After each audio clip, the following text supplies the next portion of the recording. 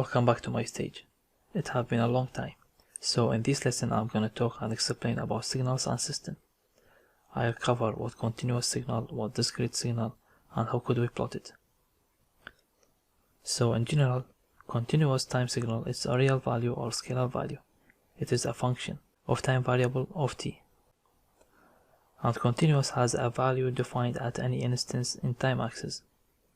So continuous signal, it's analog signal, like voltage signal or current or human voices. And discrete signal, its sample signal, are defined only at discrete instance value, which is always an integer value of n. We can represent unit sample in two ways: continuous signal or discrete signal. In continuous, the formula can be delta of t is equal to value. It's equal to k when t is equal to 0. Otherwise, it is 0 when t not equal to 0. Okay, and about discrete signal, delta of n is equal to value. It's equal to k when n is equal to 0. Okay, otherwise it is 0 when n not equal to 0. So let's take example in Matlab, it will be more clear. So let's start with discrete unit sample. Okay, so n, it will be a range -2 till +2. Okay, and x or k, which is amplitude, is equal to n when n is equal to 0.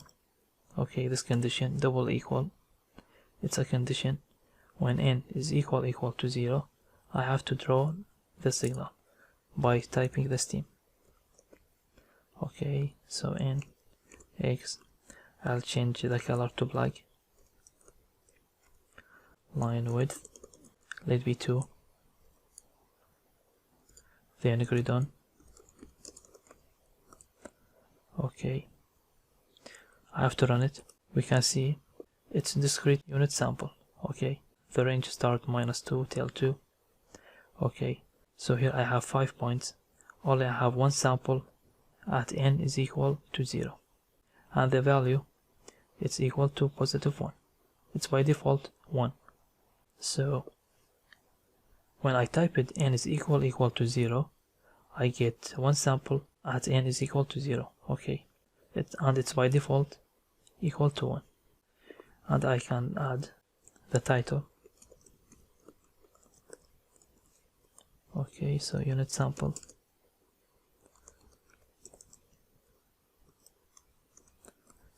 And x label.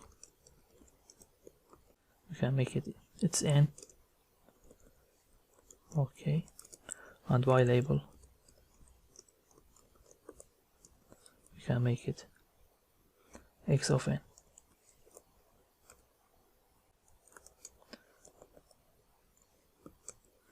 And the figure, it will be unit sample. Okay, as we explained. And now if I want to change it to sequence sample, I have to change the range. Let's expand the range and let x is equal n greater than or equal to 0. Okay, so we can see its sequence samples start from 0 till the last value of range, which is 6. Okay, here I have 6 values, start from 0 till 6. Okay, so we will talk about flip. So let it change to the original.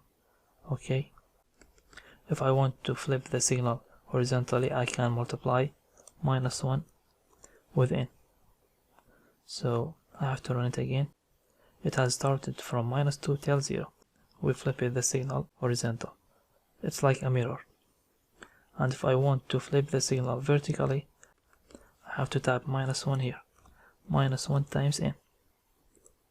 We have flipped the signal vertically. Okay, it is, we can see here the range has flipped to negative.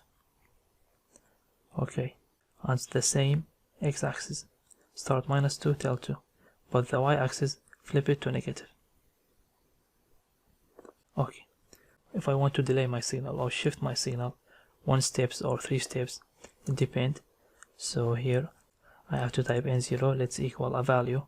For example, I want to shift it till 2, and I'll expand the range till 5. Okay, so that means n is equal to, okay, by algebra, it will be n -2 equal to 0. Okay, so here I have to take care in the sign. So here it's negative. Okay, so I have to type same sign, okay, which is minus n0 equal to 0, and I have to remove the flip. We have to run it. Okay, we can see here already I shifted the signal by 2 steps, okay, till positive 2. And now if I want to shift my signal till negative 2, okay, that means negative 2, if by algebra it will be positive, equal to 0. This negative, multiply the negative, it will be positive, okay. So it's same as n negative negative n0 equal to 0. Negative negative n naught is equal to 0, okay. I have to type it negative, multiply by negative, it will be equal to positive. So I have to run it. Okay, it's at the end of the edge, and here we get the sample at -2. Okay, we shifted from 0 till -2, okay, by 2 steps. And that's all about drawing discrete signal. How could we deal with the discrete signal?